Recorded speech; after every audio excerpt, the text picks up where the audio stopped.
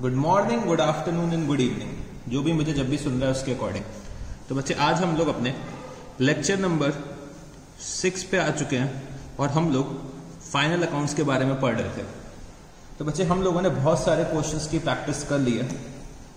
आज मैं आपको कुछ और क्वेश्चंस प्रैक्टिस कराऊंगा और बच्चे आज ही हम लोग कोशिश करेंगे कि हम लोग final accounts of manufacturing entities भी स्टार्ट कर दें और मेरे ख्याल से आज ही final accounts of manufacturing entities भी हम लोग कंप्लीट करने की कोशिश करेंगे, क्योंकि वो जो टॉपिक है बच्चे बहुत छोटा सा टॉपिक है, तो हो सकता है आज ही कंप्लीट हो जाए। तो बच्चे आज का लेक्चर हो सकता है लास्ट लेक्चर हो फाइनल अकाउंट्स का।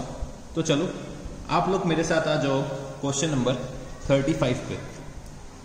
क्वेश्चन नंबर 35 तो क्या दे रखा हुआ है? Mr. Neil had prepared the following trial balance from his ledger as on 31st March 2018. Stock on 1st April 2017 5 lakh rupees, purchases and returns 31 lakh and 45,000 rupees, sales and returns 55,000, 41 lakh 50,000 rupees, cash in hand 2 lakh 50,000 rupees, cash at bank 5 lakh rupees, traders capital 22 lakh 59,200 rupees, rates and taxes 50,000 rupees, drawings 45,000 rupees, salaries 95,000 rupees, postage and telegram 1 lakh 5,000 rupees, insurance 90,000 rupees, salesman commission 78,000 rupees, printing and stationery 95,000 rupees, advertisement 1 lakh 70,000 rupees, furniture and fittings 5 lakh 50,000 rupees, motor car 48,000 rupees, discounts 50,000 and 75,000 rupees, general expenses 65,700 rupees, carriage inward 10,000 rupees, carriage outward 22,000 rupees, wages 50,000 rupees, sundry debtors and creditors 10 lakh rupees। और बच्चे creditors का amount यहाँ पे missing है, तो यहाँ पे note करना क्रेडिटर्स का अमाउंट। क्रेडिटर्स हैं बच्चे 4 लाख रुपीस के, वो यहाँ पे नोट कर लेना, ठीक है जी। क्रेडिटर्स बच्चे प्रिंट होने से रह गए, तो क्रेडिटर्स का अमाउंट कितना है? 4 लाख रुपीस, आप लोग यहाँ पे नोट कर लीजिएगा, ठीक है जी। फिर और क्या दे रखा हुआ है? You are required to prepare trading and profit and loss account for the year ended 31st March 2018 and a balance sheet as on that date after making the necessary adjustments. You are provided with the following information. Closing stock as on 31st March 2018 was rupees 1,45,000. Neil had withdrawn goods worth rupees 50,000 during the year. Purchases included purchase of furniture worth rupees 1 lakh. Debtors include 50,000 rupees bad debts. Provision for bad debts is to be created at 5% of sundry debtors. Depreciate furniture and fittings by 10% and motor car by 20%. The salesman is entitled to a commission of 10% on total sales. तो ये बच्चे मेरे को question दे रखा हुआ है कि भाई मेरे को ट्रायल बैलेंस दे रखा हुआ है और कुछ एडजस्टमेंट्स के बारे में दे रखा हुआ है। तो चलो हम लोग अब एडजस्टमेंट्स मार्क कर लेते हैं कि भाई मेरे को कौन कौन से आइटम्स में एडजस्टमेंट्स करनी पड़ेंगी। तो Neel had withdrawn goods worth rupees 50,000 during the year. तो बच्चे हम लोग क्या करेंगे, एक परचेज में एडजस्टमेंट मार्क कर लेंगे और साथ ही साथ हम लोग एक ड्राइंग्स में एडजस्टमेंट मार्क कर लेंगे। फिर मेरे को दे रखा हुआ है purchases included purchase of furniture worth rupees 1 lakh.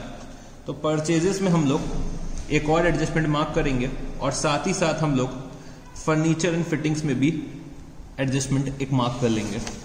फिर मेरे को दे रखा हुआ है debtors included rupees 50,000 bad debts. तो बच्चे 50,000 रुपए की बैड डेब्ट्स और हो गई है, तो ये मेरी क्या हो गई? New bad debts. तो क्या मेरे को क्वेश्चन में पहले से कोई बैड डेब्ट्स दे रखी है? तो बच्चे पहले से तो कोई भी बैड डेब्ट्स मेरे को नहीं दे रखी है, तो मैंने यहाँ पे एक सन्डी डेटर्स में मार्क लगा लिया कि भाई मेरे को इसमें कुछ एडजस्टमेंट करनी है। फिर दे रखा हुआ है provision for bad debts is to be created at 5% of sundry debtors. तो प्रोविजन भी मेरे को क्रिएट करना है, तो वो भी मैंने यहाँ पे मार्क लगा दिया। फिर बच्चे depreciate furniture and fittings by 10% and motor car by 20%। तो मेरे को डेप्रिशिएट करना है फर्नीचर एंड फिटिंग्स, तो फर्नीचर एंड फिटिंग्स में मैंने एक और एडजस्टमेंट लगाया और बच्चे मोटर कार पे भी मैंने क्या लगा दिया? एडजस्टमेंट लगा दिया कि भाई मेरे को मोटर कार भी डेप्रिशिएट करनी है। और क्या दे रखा हुआ है? The salesman is entitled to a commission of 10% on total sales. तो बच्चे हमें सेल्समैन को कमीशन देना है 10% ऑफ टोटल सेल्स तो यहाँ पे बच्चे हम लोगों ने क्या करा, सेल्समैन कमीशन में भी एक एडजस्टमेंट मार्क कर लिया। तो ये बच्चे मेरा क्वेश्चन दे रखा था, तो चलो अब हम लोग इस क्वेश्चन को स्टार्ट करते हैं। तो मेरे को यहाँ पे trading and profit and loss account और बैलेंस शीट बनानी है। तो question number 35, in the books of mister Neil, trading and profit and loss account, trading and profit and loss account for the year ended 31st March 2018, trading and profit and loss account for the year ended 31st March 2018। तो मेरे को यहाँ पे trading and profit and loss account बनाना है। तो चलो start करते हैं फटाफट से। तो सबसे पहले मैंने यहाँ पे लिखा ओपनिंग स्टॉक 2, ओपनिंग स्टॉक। तो ओपनिंग स्टॉक मेरे को दे रखा हुआ है 5 लाख रुपीस। फिर मैंने लिखा 2 परचेजेस। तो परचेजेस मेरे को दे रखी हुई हैं 31 लाख रुपीस की, और बच्चे कुछ एडजस्टमेंट्स भी दे रखे हुए हैं मेरे को परचेजेस में। तो परचेजेस में सबसे पहले मैंने लेस क्या करा, परचेज रिटर्न। तो मैंने यहाँ पे माइनस क्या करा, माइनस रिटर्न्स। तो रिटर्न्स मेरे को 45,000 रुपीस की दे रखी हैं। फिर बच्चे एडजस्टमेंट में दे रखा हुआ है Neel had withdrawn goods worth rupees 50,000 during the year. तो मैंने इसमें लेस क्या करा, फॉर पर्सनल यूज नील ने 50,000 रुपीज के गुड्स विड्रॉ करे थे, तो वो भी मैंने यहाँ पे लेस कर दिया। फिर बच्चे मेरे को ये दे रखा है कि purchases included purchase of furniture. तो हम लोगों ने गलती से कैपिटल एक्सपेंडिचर को ट्रीट कर लिया है एज अ रेवेन्यू एक्सपेंडिचर। तो बच्चे मेरे को फर्नीचर को कैपिटलाइज करना पड़ेगा और परचेजेस को लेस करना पड़ेगा। तो मैंने यहां पे लिखा minus purchase of furniture, purchase of furniture. तो फर्नीचर जो मैंने परचेज करा था वो 1 लाख रुपीस का परचेज करा था, वो मेरे को यहां पे लेस करना पड़ेगा। तो मेरी अब नेट परचेजेस कितनी आ जाएंगी, नेट परचेजेस अब मेरी आ जाएंगी 29,05,000 रुपीस, 29,05,000 रुपीस। फिर बच्चे हमने यहां पे लिखा बाय सेल्स। तो सेल्स मेरे को क्वेश्चन में दे रखी हुई है 41,50,000 रुपीस की, और इसमें से हम लोग लेस क्या कर देंगे, रिटर्न्स। तो रिटर्न्स बच्चे मेरे को दे रखे हुए हैं 55,000 रुपीस के। तो मेरी नेट सेल्स कितनी निकल के आ जाएगी, तो 41,50,000 माइनस 55,000 रुपीस, तो ये हो जाएगा 40,95,000 रुपीस, 40,95,000 रुपीस। फिर बच्चे मैंने ढूंढने की कोशिश करी कि क्या मेरे को कोई डायरेक्ट एक्सपेंसेस दे रखे हुए हैं। तो बच्चे मेरे को दे रखा हुआ है कैरेज इनवर्ड के बारे में। तो मैंने यहाँ पे लिखा 2 कैरेज इनवर्ड। तो बच्चे जो जो आइटम्स हम लोग लिखते जा रहे हैं तो उनको आप लोग साथ में टिक भी करते जाइए। तो कैरेज इनवर्ड 10,000 रुपीस, और बच्चे मेरे को दे रखा है वेजेस के बारे में। तो 2 वेजेस 50,000 रुपीस। तो बच्चे मैंने यहाँ पे कैरेज इनवर्ड को भी टिक कर लिया और वेजेस को भी टिक कर लिया। फिर बच्चे एडजस्टमेंट में मेरे को क्लोजिंग स्टॉक दे रखा है, तो मैंने यहाँ पे लिखा by closing stock, by closing stock. तो क्लोजिंग स्टॉक की वैल्यू दे रखी है 1,45,000 रुपीस, 1,45,000 रुपीस। तो बच्चे हम लोगों ने सारे के सारे आइटम्स अपने ट्रेडिंग अकाउंट में लिख लिए हैं। तो अब मेरे को यहाँ पे ग्रॉस प्रॉफिट निकालना होगा, क्योंकि मेरे को लगता है कि क्रेडिट का टोटल ज्यादा होगा। तो चलो टोटल करते हैं। तो मेरे क्रेडिट का टोटल कितना आ जाएगा, 40,95,000 प्लस 1,45,000 रुपीस। तो ये आ रहा है 42,40,000 रुपीस, 42,40,000 रुपीस। तो मैंने यहाँ पे क्या लिखा, 2 gross profit to gross profit. तो ग्रॉस प्रॉफिट फटाफट से हम लोग कैलकुलेट करते हैं। तो 42,40,000 minus 5 lakh minus 29,05,000 rupees minus 10,000 rupees minus 50,000 rupees. तो मेरा ग्रॉस प्रॉफिट यहां पे कितना आ जाएगा 7,75,000 रुपीज, 7,75,000 रुपीज। ठीक है जी। फिर बच्चे अब मेरे को अपना प्रॉफिट एंड लॉस अकाउंट बनाना है। तो मैंने ग्रॉस प्रॉफिट को ट्रांसफर करा from trading account to profit and loss account, तो 7,75,000 रुपीज। फिर बच्चे अब मेरे को आइडेंटिफाई करने हैं अपने इनडायरेक्ट एक्सपेंसेस और बच्चे इनडायरेक्ट इनकम्स को। तो इनडायरेक्ट एक्सपेंसेस मेरे को क्या क्या दे रखे हुए हैं, तो फटाफट से मेरे को ढूंढ के आप लोग बताओ। तो सबसे पहले बच्चे मेरे को दे रखा हुआ है रेट्स एंड टैक्सेस, तो 2 rates and taxes. Rates and taxes का अमाउंट दे रखा हुआ है 50,000 रुपीज, वो मैंने यहाँ पे लिख दिया और साथ ही साथ मैंने रेट्स एंड टैक्सेस को टिक भी कर लिया है। फिर बच्चे मेरे को सैलरीज के बारे में दे रखा है, तो 2 सैलरीज। सैलरीज मेरे को दे रखी है 95,000 रुपीज की, वो भी मैंने यहाँ पे लिख दी।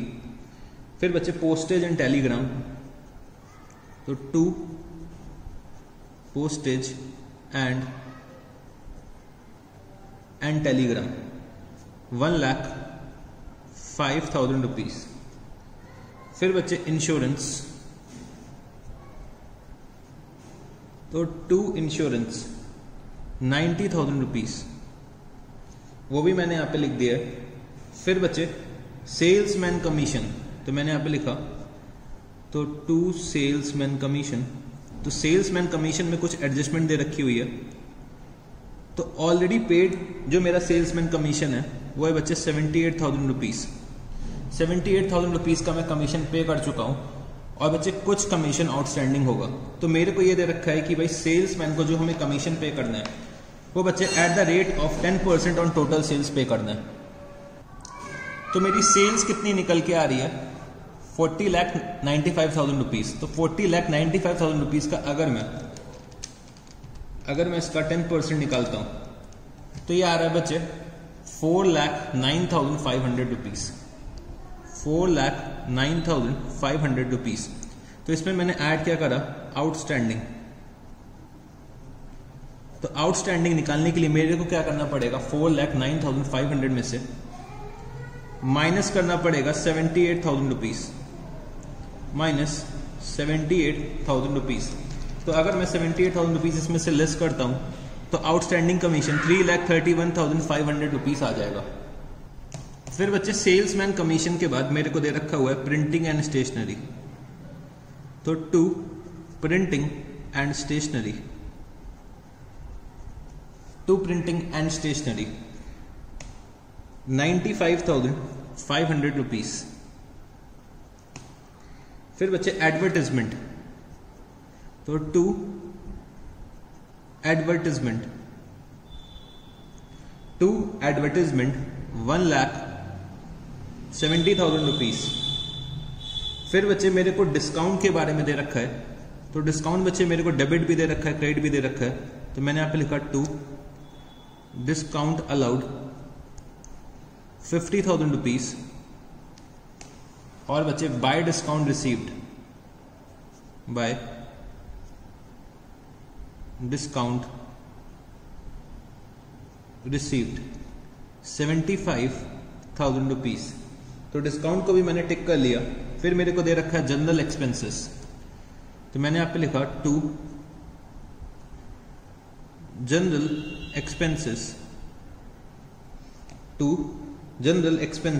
65,700 रुपीज। फिर बच्चे जनरल एक्सपेंसेस के बाद मेरे को दे रखा हुआ है कैरेज आउटवर्ड, तो 2 कैरेज आउटवर्ड 2 कैरेज आउटवर्ड। तो कैरेज आउटवर्ड मेरे को दे रखा हुआ है 22,000 रुपीज। फिर बच्चे मेरे यहाँ पे सारे के सारे आइटम्स तो कंप्लीट हो जाते हैं। तो चलो हम लोग एडजस्टमेंट्स में आते हैं। तो एडजस्टमेंट में मेरे को दे रखा हुआ है डेटर इंक्लूड 50,000 बैड डेब्ट्स। तो मैंने यहाँ पे लिखा 2 बैड डेब्ट्स तो बैड डेब्ट्स बचे 50,000 रुपीज की हो रखी हैं, तो वो भी मैंने अकाउंट फॉर कर ली। फिर मेरे को ये दे रखा है कि provision for bad debts is to be created at 5% on sundry debtors. तो मैंने यहाँ पे लिखा to provision for bad debts, to provision for bad debts. तो बच्चे प्रोविजंस मेरे को करेक्ट अमाउंट के डेटर्स पे निकालना पड़ेगा। तो मेरे को सबसे पहले आइडेंटिफाई करना पड़ेगा कि मेरे को किस अमाउंट के डेटर्स में प्रोविजन निकालना है। तो मेरे को डेटर्स दे रखे हुए हैं 10 लाख रुपीस के, इसमें से मैं बैड डेब्ट्स लेस कर दूंगा, तो न्यू बैड डेब्ट्स मैं इसमें से लेस करूंगा, तो इसका बचे मैं 5% प्रोविजन निकालूंगा। तो अगर मैं 10 लाख में से 50,000 लेस करता हूं तो ये आएगा 9,50,000 रुपीज और इसका 5%। तो प्रोविजन फॉर बैड डेब्ट्स मेरा आ रहा है 47,500 रुपीज।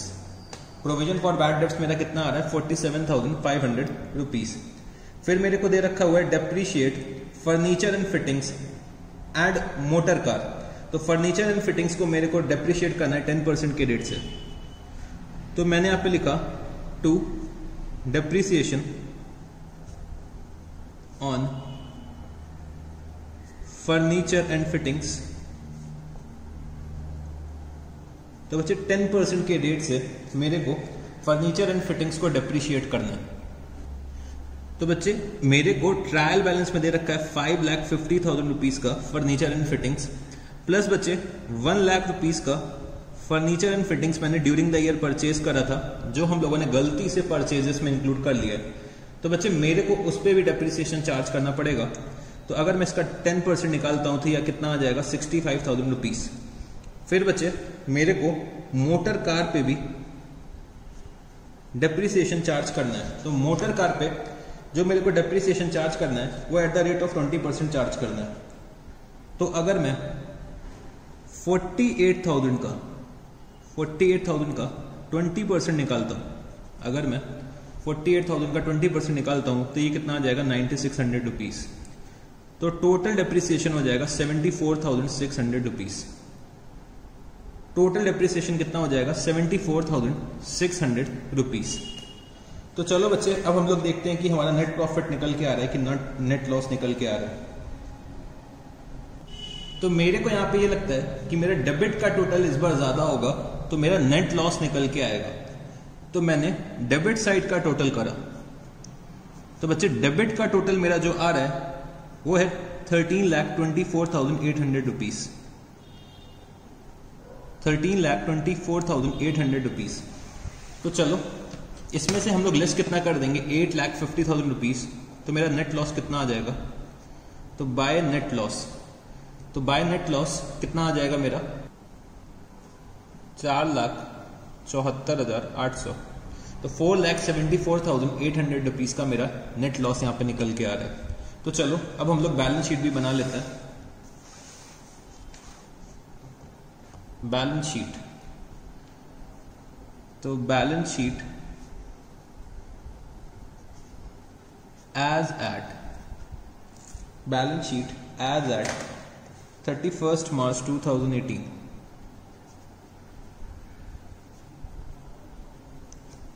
तो बच्चे आप लोगों को प्रैक्टिस करके अपनी स्पीड इंक्रीज करनी है और आपको कोशिश करना है कि आपको जो ये क्वेश्चन होता है फाइनल अकाउंट्स का वो with in 15 to 20 minute solve करना होता है। तो हम लोग क्वेश्चन को अप्रॉक्स 15 to 20 मिनट्स की टाइम पीरियड के अंदर ही सॉल्व करते हैं। तो कभी कभी मेरे को ज़्यादा टाइम भी लग जाता है क्योंकि मैं आपको क्वेश्चन एक्सप्लेन भी करता हूँ। बट बच्चे जब आप एग्जाम में अपेयर होंगे तो आपको किसी को एक्सप्लेन थोड़ी ना करना होगा। तो आप लोगों को कोशिश करनी है कि आप लोगों को अपनी स्पीड इतनी इंक्रीज कर लेनी है कि 15 से 20 मिनट से ज़्यादा इन क्वेश्चंस पे नहीं लगना चाहिए। तो चलो बैलेंस शीट हम लोग स्टार्ट करते हैं। तो सबसे पहले मैंने यहाँ पे लिखा कैपिटल।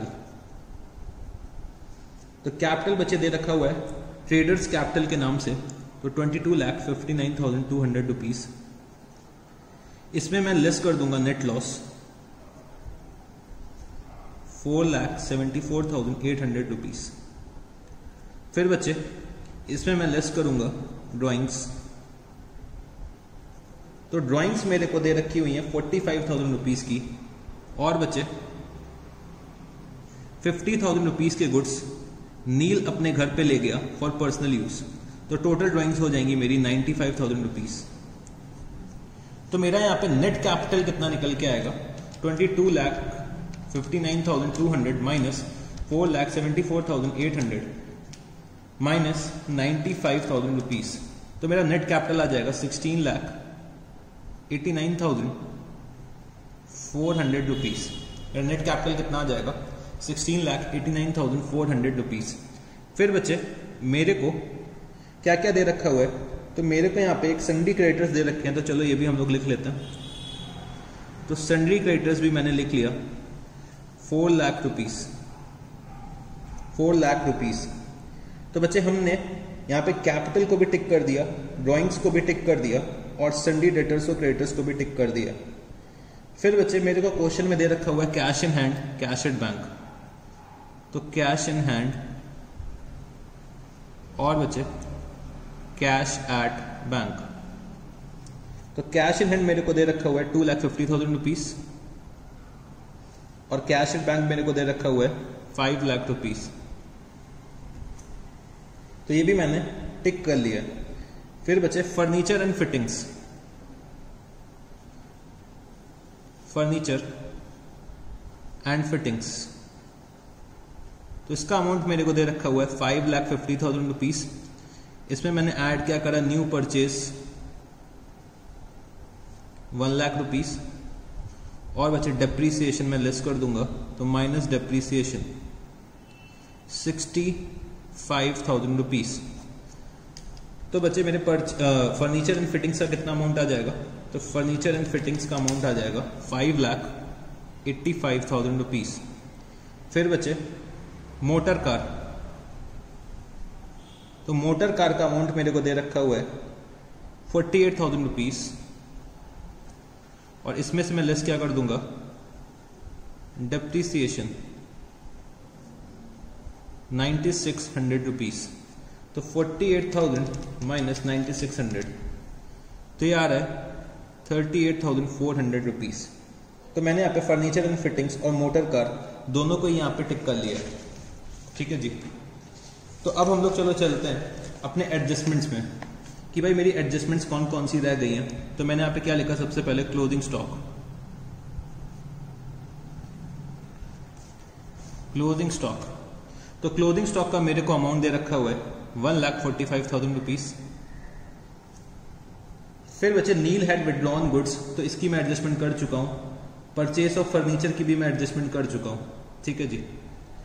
फिर देखा कि डेटर्स के बारे में कुछ दे रखा है, तो मैंने यहाँ पे क्या लिखा, सन्ड्री डेटर्स। तो अभी तक हम लोगों ने सन्ड्री डेटर्स का अमाउंट नहीं लिखा था, तो सन्ड्री डेटर्स मेरे आ रहे थे 10 लाख रुपीज के। इसमें से मैं लेस क्या करूंगा, न्यू बैड डेब्ट। तो न्यू बैड डेब्ट्स अगर मैं लेस करता हूं तो 50,000 रुपीज मैं यहाँ पे लेस करूंगा और बच्चे इसमें लेस क्या करूंगा मैं, प्रोविजन फॉर बैड डेब्ट्स। तो प्रोविजन फॉर बैड डेब्ट्स मैंने कैलकुलेट करा था 47,500 रुपीज। तो मेरे नेट डेटर्स कितने के आ जाएंगे, तो 10 लाख माइनस 50,000 माइनस 47,500, तो ये आ रहा है 9,02,500 रुपीज। मेरे सन्ड्री डेटर्स कितने के आ जाएंगे, 9,02,500 रुपीज। फिर बच्चे हम लोग डेप्रीसिएशन का एडजस्टमेंट कर चुके हैं। अब मेरे को सिर्फ और सिर्फ आउटस्टैंडिंग सेल्समैन कमीशन का एडजस्टमेंट करना है। तो आउटस्टैंडिंग सेल्समैन कमीशन, तो आउटस्टैंडिंग सेल्समैन कमीशन मैंने कितना कैलकुलेट करा था, तो ये बच्चे आ रहा है 3,31,500 रुपीज। तो मैंने यहाँ पे अपने सारे के सारे आइटम्स लिख लिए हैं, सारे के सारे एडजस्टमेंट्स भी लिख लिए। तो चलो अब हम लोग बैलेंस शीट का टोटल करते हैं। तो मेरे लायबिलिटी साइड का टोटल आ रहा है 24,20,900 रुपीज और मेरे एसेट साइड का भी यही टोटल आ रहा है। तो लायबिलिटी साइड का टोटल आ रहा है 24,20,900 रुपीज और एसेट साइड का भी यही टोटल आ रहा है। तो अगर बच्चे हम लोग सब कुछ सही से करते हैं, सारे एडजस्टमेंट्स का ट्रीटमेंट भी सही से करते हैं, तो हमेशा हमारी बैलेंस शीट टैली कर जाएगी। तो यहाँ पे बच्चे हम लोगों ने क्वेश्चन नंबर 35 भी कंप्लीट कर लिया। तो चलो बच्चे अब हम लोग आते हैं क्वेश्चन नंबर 39 पे। तो क्वेश्चन नंबर 39 आप लोग ओपन कर लीजिए, फिर हम लोग शुरू करते हैं। तो क्वेश्चन नंबर 39 में हमें क्या दे रखा हुआ है, on March 31, 2018 the following trial balance has been extracted from the books of Shri Gokhale. Capital oblique drawings 6,000 60,000 rupees.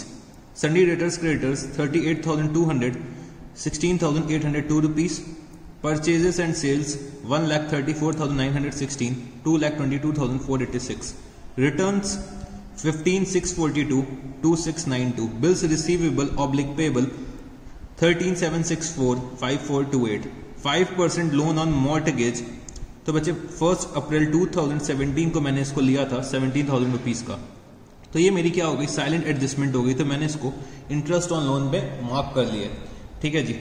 फिर cash in hand 6,100 rupees. Opening stock 11,678 rupees. Motor vehicle 18,000 rupees. Cash at bank 9,110. Land and buildings 24,000 rupees. Bad debts 1,250. Carriage outward 2,808. Bad debts provision, तो bad debts provision मेरे को दे रखे हुए हैं 1,420 rupees. फिर बचे discount 880. Carriage inward 7,858. Establishment expenses 16,194. Rates taxes and insurance 7,782. Advertisement 4,528. General expenses 8,978. Rent received 500 rupees. तो मेरे को क्या दे रखा हुआ है, prepare trading and profit and loss account for the year ended on 31st March 2018 and a balance sheet on that date after considering the following. So depreciate land and building at the rate of 5% per annum, motor vehicle at the rate of 15% per annum. तो बच्चे मेरे को depreciate करना है land and building को, तो मैंने इसमें एक मार्क लगाया. और साथ ही साथ मेरे को depreciate करना है मोटर व्हीकल को, तो मैंने इसमें भी एक मार्क लगा लिया. फिर दे रखा हुआ है the provision for doubtful debts is to be maintain at the rate of 5% on sundry debtors. तो बच्चे मैंने क्या करा, एक बैड डेब्ट्स में मार्क लगा लिया और बच्चे हमने एक सन्ड्री डेटर्स में भी यहां पे मार्क लगा लिया. फिर मेरे को दे रखा हुआ है stock in hand on March 31, 2018 is valued at ₹12,500. Goods costing 1,000 were taken by the proprietor for his personal use. No entry was made in the books of accounts. तो हम लोगों ने 1,000 रुपीज की गुड्स विड्रॉ करें, तो मैंने एक purchases में एडजस्टमेंट मार्क करा और साथ ही साथ मैंने ड्राइंग्स में भी एक एडजस्टमेंट मार्क कर लिया. फिर मेरे को दे रखा हुआ है प्रीपेड इंश्योरेंस 350 रुपीज. तो इंश्योरेंस मेरे को यहाँ पे कहाँ दे रखा है, ये दे रखा है, तो मैंने यहाँ पे इंश्योरेंस में भी एडजस्टमेंट मार्क करा. फिर दे रखा है provide for manager's commission at 5% net profit after charging such commission. तो मेरे को यहाँ पे मैनेजर का कमीशन प्रोवाइड करना है at 5% of net profit after charging such commission. तो चलो ये हम लोग प्रोवाइड कर देंगे. फिर ये दे रखा है कि a fire broke out on April 1, 2018 destroying goods worth ₹4,700. तो बच्चे फायर ब्रोक आउट हुई और 4,700 रुपीज के गुड्स डिस्ट्रॉय हो चुके हैं. तो यहाँ पे इंश्योरेंस की कोई बात नहीं दे रखी है, तो इंश्योरेंस क्लेम हमें कुछ भी नहीं रिसीव हुआ होगा, ये हम लोग अज्यूम करेंगे और पूरा मेरा क्या हो गया होगा, लॉस हो गया होगा. फिर दे रखा हुआ है goods costing 1,200 were sent to a customer on sale और रिटर्न फॉर ₹140 ऑन मार्च 140. ये नहीं होगा बच्चे, ये 1,400 रुपीज, इसको सही कर लेना. For ₹1,400 on March 27, 2018 and have been recorded in the books as actual sales.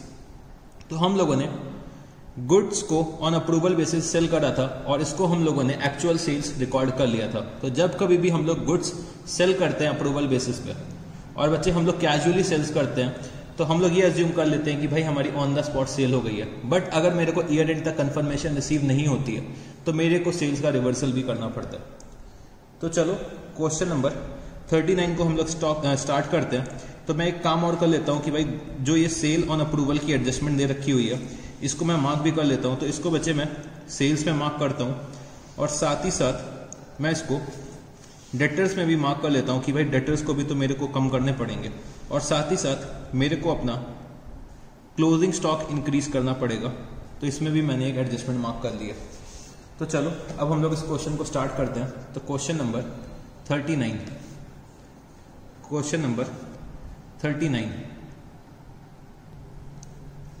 in the books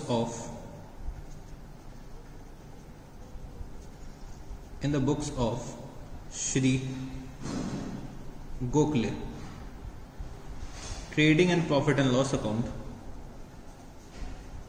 trading and profit and loss account for the year ended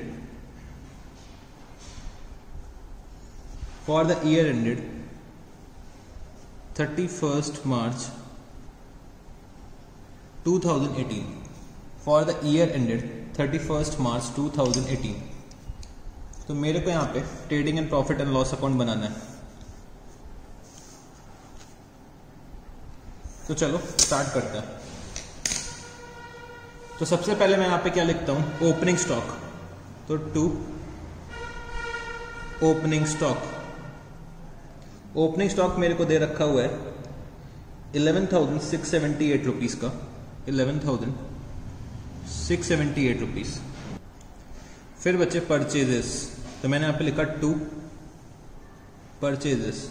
तो परचेजेस का अमाउंट दे रखा है 1,34,916 रुपीज। इसमें से मैं लेस क्या कर दूंगा, इसमें से मैं लेस करूंगा रिटर्न्स को। तो रिटर्न्स मेरी दे रखी हुई है 2692। फिर बचे मेरे को इसमें एडजस्टमेंट्स भी दे रखे हुए हैं। तो एडजस्टमेंट में बचे ये दे रखा हुआ है कि goods costing 1,000 were taken by the proprietor for his personal use. तो मैंने यहाँ पे लेस क्या करा, फॉर पर्सनल यूज। तो 1,000 रुपीज के गुड्स हम लोगों ने पर्सनल यूज के लिए विड्रॉ करें। तो मेरी नेट परचेजेस अब कितनी निकल के आएंगी, तो 134,916 माइनस 2692 माइनस 1,000 रुपीज। तो ये आ रहा है 131,224। फिर हम लोग आते हैं बच्चे सेल साइड पे, मतलब क्रेडिट साइड पे। तो मैंने यहाँ पे लिखा बाय सेल्स। तो सेल्स मेरी दे रखी हुई है 2,22,486 रुपीज। इसमें से मैं लेस कर दूंगा रिटर्न्स को, तो रिटर्न्स मेरे को कितने दे रखे हुए हैं, तो रिटर्न्स बचे 15,642 रुपीज, 15,642 रुपीज। तो ये मेरा कितना आ जाएगा, ये बच्चे मेरा आ जाएगा 222,486 माइनस 15642। ये आ जाएगा 206,844। इसमें से मैं लेस क्या कर दूंगा, गुड्स सोल्ड ऑन अप्रूवल। तो मैंने यहां पे लेस क्या करा, सेल ऑन अप्रूवल, तो सेल ऑन अप्रूवल कितना है 1,400 रुपीज। सेल ऑन अप्रूवल मेरे को दे रखा हुआ है 1,400 रुपीज, तो वो भी मैं यहां से लेस कर दूंगा। तो अब बच्चे मेरी नेट सेल्स, जो मेरी फाइनल सेल्स निकल के आएंगी, वो कितनी आ जाएंगी 205,444। ठीक है जी। फिर बच्चे मैंने ढूंढने की कोशिश करी कि क्या मेरे को कोई डायरेक्ट एक्सपेंसेस दे रखे हुए हैं। तो बच्चे मेरे को दे रखा हुआ है कैरेज इनवर्ड के बारे में, कैरेज इनवर्ड। तो कैरेज इनवर्ड का बच्चे अमाउंट दे रखा हुआ है 7858। तो मैंने यहां पे कैरेज इनवर्ड को भी टिक कर लिया है। फिर बच्चे अब मेरे को और कोई डायरेक्ट एक्सपेंसेस नहीं दे रखे हुए हैं, तो मैंने क्या करा, मैंने यहां पे लिखा बाय क्लोजिंग स्टॉक।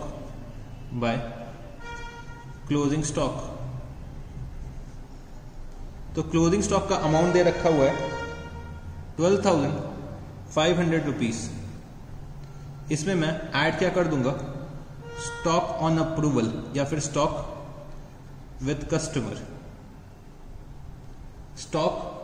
कस्टमर मैं इसमें ऐड कर दूंगा। तो ये कितना अमाउंट हो जाएगा बच्चे, स्टॉक विद कस्टमर का अमाउंट हो जाएगा 1,200 रुपीज, 1,200 रुपीज। तो 12,500 प्लस 1,200 रुपीज कितना हो जाएगा 13,700 रुपीज, 13,700 रुपीज। तो अब आप लोग सोच रहे होंगे कि सर आपने एडजस्टमेंट नंबर एच का तो कोई ट्रीटमेंट ही नहीं करा। तो बच्चे समझने की कोशिश करना, इसमें क्या दे रखा हुआ है, a fire broke out on 1 अप्रैल 2018। तो बच्चे आग कब लगी है, 1 अप्रैल 2018 को लगी है, डिस्ट्रॉइंग गुड्स वर्थ ₹4700। तो हम लोग फाइनेंशियल स्टेटमेंट्स 31 मार्च को बना रहे हैं। तो बच्चे मैंने आपको पहले जब बताया था क्वेश्चन रीड करते टाइम, तो आपको सिर्फ कंफ्यूज करने के लिए बताया था। बट बच्चे आग जो लगी है वो कब लगी? 1 अप्रैल को लगी है। मतलब इसका ट्रीटमेंट हम लोग नेक्स्ट ईयर में करेंगे, करंट ईयर में नहीं करेंगे। ठीक है जी। तो हम लोग फाइनेंशियल स्टेटमेंट्स 31 मार्च 2018 को बना रहे हैं। तो मैंने यहाँ पे लिखा टू ग्रॉस प्रॉफिट। तो मेरे को अब ग्रॉस प्रॉफिट कैलकुलेट करना है, तो मैंने क्रेडिट साइड का टोटल करा। तो क्रेडिट साइड का टोटल बच्चे आ रहा है 219,144 219,144। इसमें से मैं लेस क्या कर दूंगा? Opening stock. तो ओपनिंग स्टॉक 11,678 माइनस 131,224 माइनस 7,858। तो मेरा ग्रॉस प्रॉफिट आ रहा है 6,8,384। फिर मैंने यहां पे लिखा by gross profit, by gross profit. तो ग्रॉस प्रॉफिट मैंने यहां पे लिखा 6,8,384। अब बच्चे मेरे को आइडेंटिफाई करना है कि मेरे इनडायरेक्ट एक्सपेंसेस कौन कौन से हैं और इनडायरेक्ट इनकम्स कौन कौन सी हैं। तो चलो शुरू करते हैं। तो मेरे को सबसे पहले दे रखा हुआ है इंटरेस्ट ऑन लोन के बारे में। तो मैंने यहाँ पे लिखा टू इंटरेस्ट ऑन लोन। तो हम लोगों ने इंटरेस्ट जो पे करा है वो बच्चे कितना पे करा है? 400 रुपीज पे करा है। बट बच्चे जो मेरा इंटरेस्ट निकल के आएगा वो कितना आएगा? तो वो आ जाएगा बच्चे 17,000 का 5%। तो ये हो जाएगा 850 रुपीज। तो इसमें मैंने ऐड क्या करा? आउटस्टैंडिंग। आउटस्टैंडिंग अमाउंट कितना आएगा? 450। तो इंटरेस्ट ऑन लोन टोटल कितना हो गया? 850 रुपीज का। तो इंटरेस्ट ऑन लोन को मैंने यहाँ पे टिक करा। फिर बच्चे मेरे को दे रखा हुआ है बैड डेब्ट्स के बारे में। तो मैंने यहाँ पे लिखा टू बैड डेब्ट्स। तो बैड डेब्ट्स का अमाउंट मेरे को दे रखा हुआ है 1250। 1250 का अमाउंट मेरे को दे रखा हुआ है बैड डेब्ट्स का। और बच्चे इसमें मेरे को एक एडजस्टमेंट दे रखी हुई है। The provision for doubtful debts is to be maintained at the rate of 5% on sundry debtors. तो भाई मेरे को provision for doubtful debts maintain करना है at the rate of 5% on sundry debtors. तो सन्डी डेटर्स का जो मेरे को अमाउंट दे रखा हुआ है वो बच्चे कितना दे रखा हुआ है? 38,200। तो हमें पहले सही अमाउंट के डेटर्स निकालने पड़ेंगे जिसमें मेरे को प्रोविजन बनाना है। तो चलो पहले हम लोग सही अमाउंट के डेटर्स निकाल लेते हैं। तो मैंने यहाँ पे क्या लिखा? Working note. तो मेरे को सन्डी डेटर्स का अमाउंट कितना दे रखा हुआ है? 38,200 रुपीज। इसमें से मैं लेस कितना करूंगा? Sales on approval. इसमें से मैं लेस क्या करूंगा? Sales on approval. तो जितनी भी मैंने सेल्स करी थी ऑन अप्रूवल बेसिस वो बच्चे मेरे को यहाँ पे लेस करनी पड़ेगी। तो सेल्स ऑन अप्रूवल मेरे को कितना दे रखा हुआ है? 1,400 रुपीज। वो मेरे को यहाँ पे लेस करना पड़ेगा। तो 38,200 माइनस 1,400, तो ये कितना हो जाएगा? 36,800 रुपीज। कितना हो जाएगा? 36,800 रुपीज। तो अगर मैं 36,800 का 5% प्रोविजन क्रिएट करता हूं तो कितना आ जाएगा? 1840। तो इसका हम लोगों ने 5% प्रोविजन क्रिएट करा तो ये कितना आ जाएगा? 1840। तो मैंने यहाँ पे क्या लिखा? Plus new provision 1840। और इसमें से मैं लेस क्या कर दूंगा? Old provision. ओल्ड प्रोविजन इसमें से मैं लेस कर दूंगा। तो ओल्ड प्रोविजन का जो मेरे को अमाउंट दे रखा हुआ है वो है बच्चे 1420। तो इसमें से मैं लेस कर दूंगा तो 1250 प्लस 1840 माइनस 1420, तो कितना आ जाएगा? 1670। तो मैंने यहाँ पे बैड डेब्ट्स को भी टिक कर लिया है और बच्चे बैड डेब्ट्स प्रोविजन को भी टिक कर लिया है। ठीक है जी। फिर बच्चे अब मेरे को दे रखा हुआ है कैरेज आउटवर्ड के बारे में। तो मैंने यहाँ पे लिखा two carriage outward. Two carriage outward. तो कैरेज आउटवर्ड दे रखा है 2808। कैरेज आउटपुट आ रहा है 2808। फिर बच्चे मेरे को दे रखा हुआ है डिस्काउंट क्रेडिट साइड पे, तो मैंने यहां पे लिखा बाय डिस्काउंट 880। तो डिस्काउंट को भी मैंने यहां पे टिक कर लिया। फिर बच्चे मेरे को दे रखा है स्टैब्लिशमेंट एक्सपेंसेस के बारे में। Establishment expenses to establishment expenses. तो स्टैब्लिशमेंट एक्सपेंसेस का अमाउंट दे रखा हुआ है 16194, तो वो भी मैंने यहां पे लिख दिया। फिर मेरे को दे रखा हुआ है rates tax and insurance. Rates tax and insurance, तो मैंने यहां पे लिखा 2 रेट्स टैक्सेस एंड इंश्योरेंस। तो रेट्स टैक्सेस एंड इंश्योरेंस का अमाउंट आ रहा है 7782। इसमें मैं ऐड क्या करूंगा, रेट्स ड्यू। इसमें बच्चे 2 एडजस्टमेंट दे रखी हैं। एक तो दे रखा है मेरे को रेट्स ₹800 आर ड्यू, और बच्चे मेरे को क्या दे रखा है कि प्रीपेड इंश्योरेंस इज ₹350। तो बच्चे रेट्स ड्यू मैंने क्या करा, इसमें ऐड करा ₹800, और इसमें से मैं लेस कितना कर दूंगा, प्रीपेड इंश्योरेंस। प्रीपेड इंश्योरेंस, तो प्रीपेड इंश्योरेंस का अमाउंट है ₹350।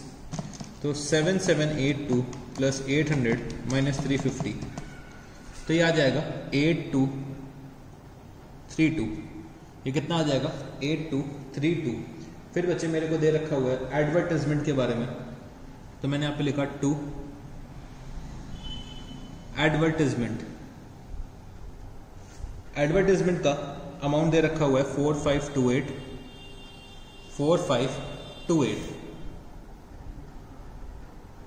फिर मेरे को दे रखा हुआ है जनरल एक्सपेंसेस, तो 2 general expenses.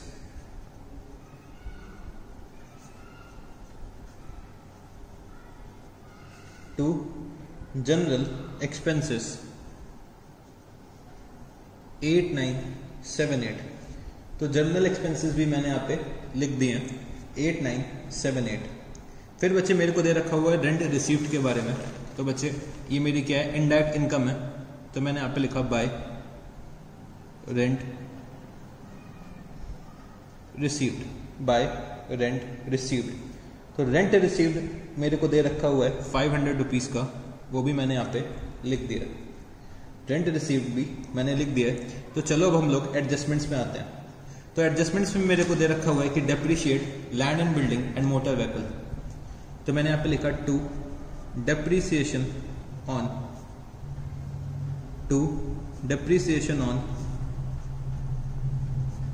Land and building.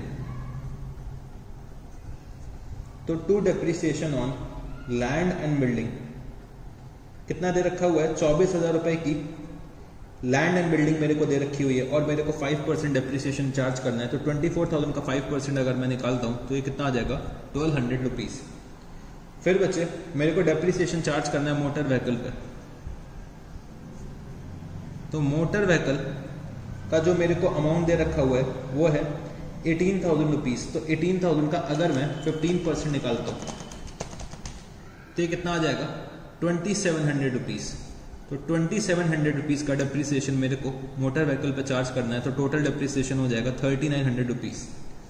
तो डेप्रिसिएशन हम लोगों ने चार्ज कर दिया है। इसके बाद मेरे को ये दे रखा है कि सैलरीज ₹1,400 आर ड्यू, तो मैंने यहाँ पे क्या लिखा, 2 आउटस्टैंडिंग सैलरी ₹1,400। तो आउटस्टैंडिंग सैलरी के बारे में भी मैंने यहाँ पे लिख दिया है। फिर बच्चे प्रोविजन फॉर डाउटफुल डेट्स का ऑलरेडी हम लोग ट्रीटमेंट कर चुके हैं, स्टॉक इन हैंड का भी ट्रीटमेंट कर चुके हैं, goods costing 1,000 were taken by the proprietor, इसका भी ट्रीटमेंट कर चुके हैं, प्रीपेड इंश्योरेंस का भी ट्रीटमेंट कर चुके हैं। फिर बच्चे प्रोवाइड फॉर मैनेजर्स कमीशन दे रखा है, तो इसका ट्रीटमेंट हम लोग सबसे लास्ट में करते हैं। फिर बच्चे a fire broke out on 1 अप्रैल 2018, तो इसका ट्रीटमेंट मेरे को नहीं करना है। फिर इसके बाद क्या दे रखा हुआ है, goods costing ₹1200 sent to a customer on sale और रिटर्न बेसिस, तो ये बच्चे इसका भी हम लोग ट्रीटमेंट कर चुके हैं। तो अब मेरे को यहाँ पे मैनेजर का कमीशन निकालना है, तो मैंने यहाँ पे क्या लिखा, to managers commission, to managers commission. तो सबसे पहले मेरे को नेट प्रॉफिट बिफोर कमीशन निकालना पड़ेगा। तो मैंने यहाँ पे अपने क्रेडिट साइड का टोटल करा और बच्चे इसमें से मैंने अपने सारे के सारे इनडायरेक्ट एक्सपेंसेस को लेस करा, तो मेरे को नेट प्रॉफिट बिफोर कमीशन मिल जाएगा। तो नेट प्रॉफिट बिफोर कमीशन आप लोग फटाफट से कैलकुलेट करके मेरे को बताइए। तो सर क्रेडिट साइड का जो टोटल आ रहा है, क्रेडिट साइड का टोटल आ रहा है 69764। तो 69764 और बच्चे 69764, इसमें से मैं लेस कर दूंगा इनडायरेक्ट एक्सपेंसेस को। तो मेरा यहाँ पे नेट प्रॉफिट बिफोर कमीशन कितना आ रहा है 21204। तो 21204 को मैं मल्टीप्लाई कर दूंगा 5 से और बच्चे डिवाइड किससे कर दूंगा 100 प्लस रेट। तो 105 से इसको मैं डिवाइड कर दूंगा, क्योंकि मेरे को कमीशन जो निकालना है वो बच्चे कमीशन मेरे को 5% निकालना है और net profit after charging such commission. तो मेरा कमीशन कितना आ जाएगा 1010। फिर बच्चे मेरा नेट प्रॉफिट कितना बचेगा, तो 2 नेट प्रॉफिट। तो 21204 माइनस 1010, तो ये आ रहा है 20194। तो अगर बच्चे आप इसका 5% निकालोगे तो 1010 ही आएगा, ये आप लोग चेक कर सकते हो। ठीक है जी। तो हम लोगों ने trading and profit and loss account बना लिया है। अब मेरे को यहाँ पे बैलेंस शीट बनानी है। बैलेंस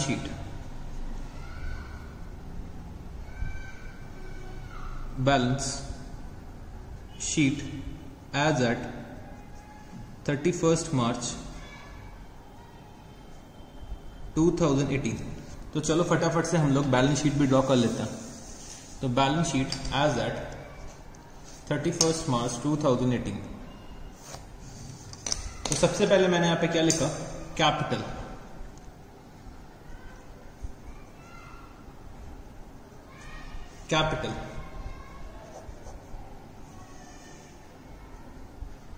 तो कैपिटल का अमाउंट मेरे को दे रखा हुआ है 60,000 रुपीज।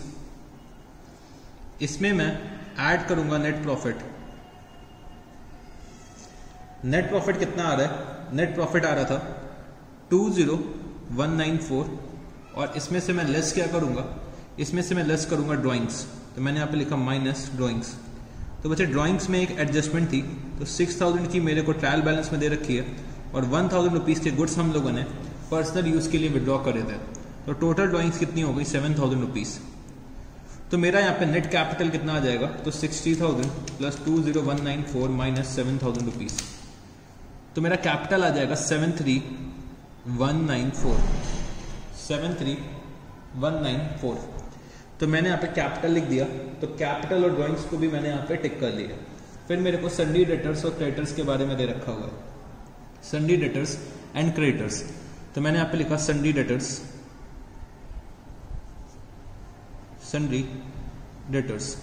तो सन्डी डेटर्स का अमाउंट कितना है 38,200 minus sales on approval 1400 minus, तो सेल्स ऑन अप्रूवल मैंने लेस कर दिया। फिर बच्चे इसमें से अब मेरे को और क्या लेस करना है, प्रोविजन फॉर बैड डेब्ट्स। वो मैंने कैलकुलेट कितना करा था, वो बच्चे आ रहा था मेरा 1840। तो 38,200 माइनस 1400 माइनस 1840 34960। तो ये बच्चे मेरा क्या हो गया सन्डी डेटर्स। इसके बाद मेरे को यहाँ पे लिखना है सन्डी क्रेडिटर्स के बारे में। तो सन्डी क्रेडिटर्स 16802। तो सन्डी डेटर्स और क्रेडिटर्स को मैंने यहाँ पे टिक कर लिया। फिर बच्चे दे रखा है बिल्स रिसीवेबल और पेबल। बिल्स रिसीवेबल, तो बिल्स रिसीवेबल आ रहा है 13764 और आ रहा है बिल्स पेबल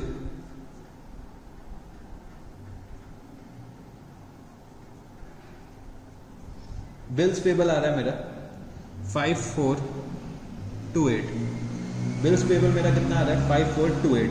फिर दे रखा है 5% loan on mortgage, 5% loan on mortgage. तो 5% लोन ऑन मॉर्टगेज मेरे को दे रखा है 17,000 रुपीज। और बच्चे साथ ही साथ मैंने यहां पे क्या लिख दिया, आउटस्टैंडिंग इंटरेस्ट, आउटस्टैंडिंग इंटरेस्ट। तो आउटस्टैंडिंग इंटरेस्ट जो मैंने कैलकुलेट करा था वो आ रहा था 450 रुपीज, तो वो भी मैंने यहां पे लिख दिया। फिर बच्चे कैश इन हैंड, तो कैश इन हैंड का अमाउंट दे रखा हुआ है मेरे को 6100 rupees, cash in hand 6100 rupees, तो वो भी मैंने यहां पे लिख दिया। फिर बच्चे मोटर व्हीकल, तो मोटर व्हीकल का अमाउंट है 18,000, मोटर व्हीकल 18,000, इसमें से मैं लेस कर दूंगा डेप्रिसिएशन, मोटर व्हीकल से मैं लेस कर दूंगा कितना, डेप्रिसिएशन। तो डेप्रिसिएशन आ रहा है 2700 रुपीज, डेप्रिसिएशन आ रहा था 2700 रुपीज, तो ये हो गया 15,300 रुपीज। ये कितना हो जाएगा 15,300 रुपीज। फिर बच्चे मोटर व्हीकल के बाद मेरे को दे रखा है कैश एट बैंक,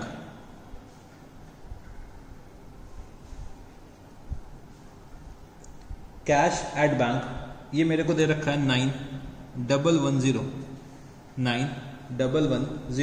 तो कैश एट बैंक भी मैंने लिख दिया। फिर मेरे को दे रखा है लैंड एंड बिल्डिंग्स के बारे में, तो लैंड एंड बिल्डिंग,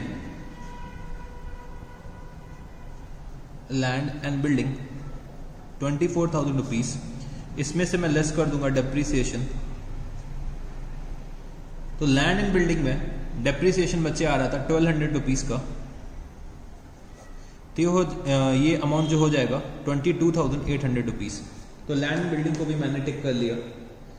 फिर इसके बाद बच्चे हम लोगों ने ट्रायल बैलेंस के सारे आइटम्स लिख लिए। तो चलो अब हम लोग आते हैं एडजस्टमेंट्स में। तो मेरे को दे रखा हुआ है डेप्रिसिएशन, तो डेप्रिसिएशन का ऑलरेडी हम लोग ट्रीटमेंट कर चुके हैं। सैलरीज और रेट, तो बच्चे आउटस्टैंडिंग सैलरीज एंड बच्चे रेट। तो आउटस्टैंडिंग सैलरीज जो मेरे को दे रखा हुआ है वो है 1400 रुपीज, और बच्चे रेट्स का अमाउंट जो मेरे को दे रखा हुआ है वो मेरे को दे रखा हुआ है 800 रुपीज। तो ये टोटल कितना हो जाएगा 1400 प्लस 800 प्लस 450, तो ये हो जाएगा 2650। ये कितना हो जाएगा 2650। तो outstanding interest, salaries and rates ये मैंने यहाँ पे लिख दिया। तो बच्चे हम लोगों ने एडजस्टमेंट नंबर 2 का भी ट्रीटमेंट कर लिया। प्रोविजन फॉर डाउटफुल डेब्ट्स का ऑलरेडी मैं ट्रीटमेंट कर चुका हूँ। उसके बाद मेरे को दे रखा है स्टॉक इन हैंड, तो चलो क्लोजिंग स्टॉक लिख देते हैं। क्लोजिंग स्टॉक,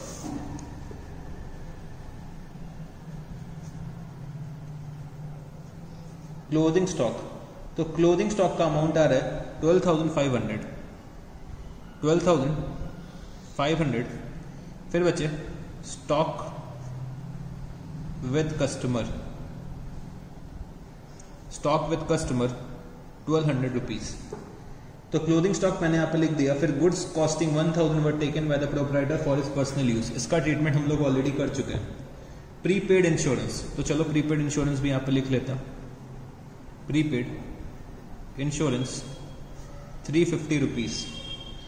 फिर बच्चे आउटस्टैंडिंग मैनेजर्स कमीशन, तो मैंने यहाँ पे क्या लिखा, outstanding managers commission, outstanding managers commission. तो मैनेजर का कमीशन मैंने कैलकुलेट करा था 1010, तो ये भी मैंने यहाँ पे लिख दिया। तो चलो अब हम लोग बैलेंस शीट को टोटल करते हैं।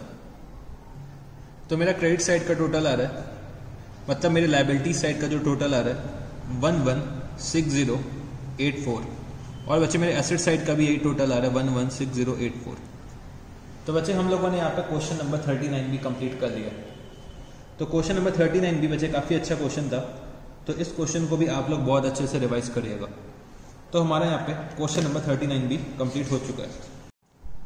तो चलो बच्चे अब हम लोग आते हैं क्वेश्चन नंबर 40 पे। तो क्या दे रखा हुआ है, from the following trial balance of Devnath prepare trading and profit and loss account for the year ended on March 31, 2018 and a balance sheet on that date after considering the adjustments given at the end। तो मेरे को क्या क्या दे रखा हुआ है, purchases and sales 3,49,600 3,70,000 rupees, wages 450 rupees, capital 24,250 rupees, national insurance 150 rupees, carriage inward 200, carriage outward 250, lighting 300 rupees, rates and insurance 200 rupees, stock on March 31, 2018 30,625 rupees, cash in hand 875 rupees, discounts 50 300, building 15,000, debtors and creditors 3,000 10,000 rupees, furniture 4,000 rupees और बचे dividend 150 rupees। फिर adjustments मेरे को क्या क्या दे रखी हुई हैं, rates and insurance include a premium of rupees 150 per annum paid up to September 30, 2018। National insurance balance includes employees contribution of rupees 75 also. Wages are shown net after deducting the above employees contribution. Some employees are housed in the building of the business, the rented value of which is rupees 250 per annum. Sale as shown in the trial balance includes the sale of old furniture on September 2017, realizing rupees 100. The book value of the furniture was rupees 150 at the commencement and the rate of depreciation on this asset has all along been 20% per annum। फिर दे रखा है the manager is entitled to a commission of 1/10 of the net profit after charging his commission। तो basically ये क्या है, 10% of the net profit after charging his commission। फिर depreciate building by 5%। तो बच्चे मेरे को एक ट्रायल बैलेंस दे रखा हुआ है और कुछ एडजस्टमेंट्स दे रखी हुई है और मेरे को यहाँ पे trading and profit and loss account और बैलेंस शीट बनाना है। तो चलो सबसे पहले हम लोग क्या करते हैं, एडजस्टमेंट्स को मार्क कर लेते हैं। तो ये दे रखा हुआ है कि rates and insurance includes a premium, तो रेट्स एंड इंश्योरेंस में मैंने यहाँ पे एडजस्टमेंट मार्क कर लिया। फिर national insurance balance includes employees contribution of 75। तो बच्चे नेशनल इंश्योरेंस, तो नेशनल इंश्योरेंस में हमने एक एडजस्टमेंट मार्क कर लिया और साथ ही साथ हमने क्या करा, वेजेस में भी एक एडजस्टमेंट मार्क कर लिया, क्योंकि यहाँ पे दे रखा है कि wages are shown net after deducting the above employees contribution. फिर दे रखा है कि some employees are housed in the building of the business the rented value of which is rupees 250 per annum. तो वेजेस पे मैंने एक और एडजस्टमेंट मार्क कर लिया। जब हम लोग क्वेश्चन सॉल्व करेंगे तब हम लोग समझते हैं कि इस एडजस्टमेंट का मतलब क्या होता है। फिर दे रखा है sales as shown in the trial balance includes the sale of old furniture on September 2017। तो बच्चे सेल में सेल ऑफ ओल्ड फर्नीचर भी शामिल है। तो मैंने यहाँ पे सेल्स में एक एडजस्टमेंट मार्क कर लिया और साथ ही साथ हम लोग फर्नीचर में भी एक एडजस्टमेंट मार्क कर लेते हैं। फिर दे रखा हुआ है manager is entitled to get a commission of 10% of the net profit after charging his commission. तो ये जब हम लोग क्वेश्चन सॉल्व करेंगे तब इस एडजस्टमेंट से हम लोग डील करेंगे। फिर दे रखा हुआ है डेप्रीशिएट बिल्डिंग बाय 5%। तो बच्चे हम लोगों ने बिल्डिंग में भी एक एडजस्टमेंट यहाँ पे मार्क कर लिया। तो चलो अब हम लोग क्वेश्चन को स्टार्ट करते हैं। तो मेरे को यहाँ पे trading and profit and loss account बनाना है और साथ ही साथ बैलेंस शीट बनानी है। तो मैंने यहाँ पे लिखा question number 40 in the books of Devnath, in the books of Devnath, trading and profit and loss account, trading and profit and loss account for the year ended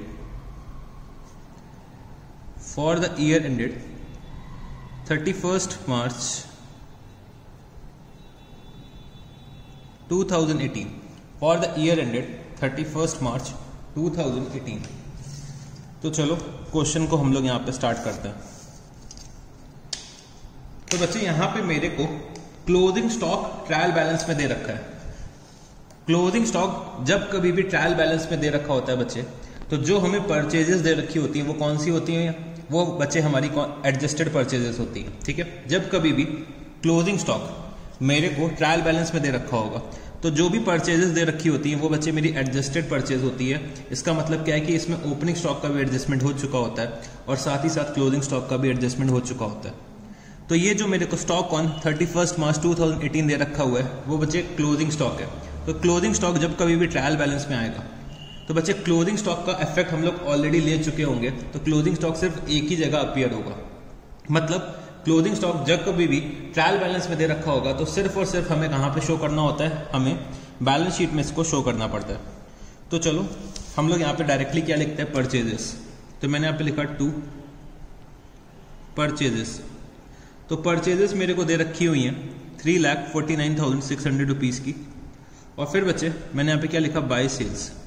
sales में एक एडजस्टमेंट मेरे को दे रखा हुआ है, तो मैंने यहाँ पे लिखा 3,70,000। तो सेल्स में एडजस्टमेंट मेरे को क्या दे रखा हुआ है, तो बच्चे सेल्स में सेल ऑफ ओल्ड फर्नीचर शामिल है। तो इसमें से मैंने क्या लेस करा, सेल ऑफ ओल्ड फर्नीचर। तो मैंने सेल कितने की कर रखी थी ओल्ड फर्नीचर की, 100 रुपीज़ की। तो मैंने यहाँ पे लेस करा 100। तो मेरी नेट सेल्स कितनी आ जाएंगी, 3,69,900 रुपीज़। तो मैंने यहाँ पे परचेजेस लिख लिया, मैंने यहाँ पे सेल्स लिख लिया। अब बच्चे मेरे को आइडेंटिफाई करना है कि क्या मेरे को क्वेश्चन में डायरेक्ट एक्सपेंसेस दे रखे हैं। तो हाँ सर हाँ, सबसे पहले हम लोगों को वेजेस के बारे में दे रखा है। तो वेजेस में बच्चे 2 एडजस्टमेंट्स हैं। तो वेजेस पहले मैंने 450 रुपीज़ तो यहाँ पे लिख लिया। अब बच्चे चलो हम लोग एडजस्टमेंट्स को रीड आउट करते हैं। तो यहाँ पे दे रखा हुआ है कि national insurance balance includes employees contribution of ₹75 also. क्या दे रखा हुआ है, national insurance balance includes employees contribution of ₹75 also. तो बच्चे जब कभी भी हम लोग एम्प्लॉयज को सैलरी देते हैं, ठीक है, हम लोग जब कभी भी एम्प्लॉयज को सैलरी देते हैं तो बच्चे जो भी एम्प्लॉयर्स का कॉन्ट्रीब्यूशन होता है उनके पीएफ के लिए या फिर इंश्योरेंस के लिए, तो बच्चे वो उनकी सैलरी का पार्ट होता है।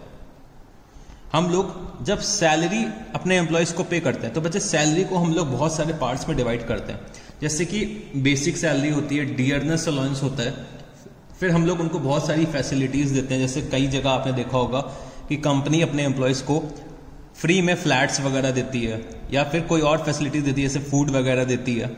ठीक है, तो वो सब क्या होते हैं, उनके परक्विजिट्स होते हैं, वो सब उनके सैलरी का पार्ट होते हैं। तो जब कभी भी एम्प्लॉयर अपने एम्प्लॉय को कोई भी बेनिफिट प्रोवाइड करता है तो बच्चे वो उसके सैलरी का पार्ट होता है। तो यहाँ पे क्या दे रखा हुआ है कि national insurance includes balance includes employees contribution of ₹75 also.